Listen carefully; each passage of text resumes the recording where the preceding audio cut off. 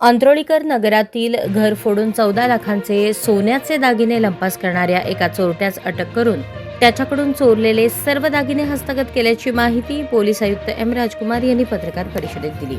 अंकित उर्फ अंकुश लक्ष्मण वाल्मिकी, वय 34, राहणार जुना बाजार, खडकी, पुणे, सध्या राहणार अंबिकानगर, पारशी विहिरीजवळ, सोलापूर, यास अटक करण्यात आली। वाल्मिकी याने एका अल्पवयीन मुलासह अंत्रोळीकर नगरातून घरातून सोन्याचे दागिने लंपास केले होते।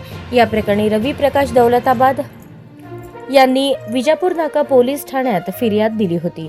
रवी आणि त्यांच्या आई असे दोघे जण हैदराबाद येथे लग्न कार्यासाठी गेले होते, तेव्हापासून ते तिथेच राहत होते। 4 फेब्रुवारी रोजी दुपारी अंत्रोळीकर नगर येथील घरी आल्यानंतर त्यांच्या घरातील साहित्य अस्ताव्यस्त पडलेले त्यांना दिसून आले आणि बेडरूममधील कपाटात ठेवलेले 18.5 तोळ्याचे दागिने, अंदाजे किंमत 14 लाख रुपये, हे चोरीला गेले होते। पोलिसांनी अंत्रोळीकर नगर परिसरातील सीसीटीव्ही फुटेजची तपासणी करून तांत्रिक माहितीच्या आधारे आरोपी वाल्मिकी आणि त्याच्या अल्पवयीन मुलाला ताब्यात घेऊन त्या चोरीचा शोध लावला। पोलिसांनी या दोघांकडून चोरीस गेलेले सुमारे 14 लाख रुपयांचे दागिने हस्तगत केले।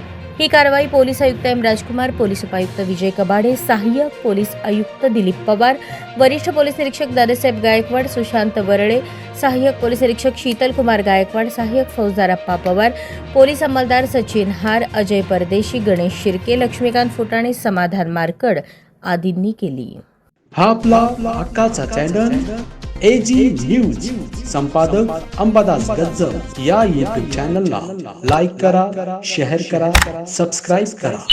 संपर्क 94 92 37 68 92।